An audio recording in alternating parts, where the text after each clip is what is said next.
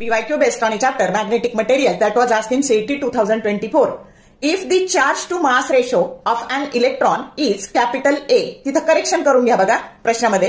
If charge to mass म्हणा. If the charge to mass ratio of an electron is capital A, coulomb per kilogram, then the gyromagnetic ratio of an orbital electron in coulomb per kilogram is option A by 4, B, A, C, 2A and D, A by 2. आता आपल्याला काय दिलंय?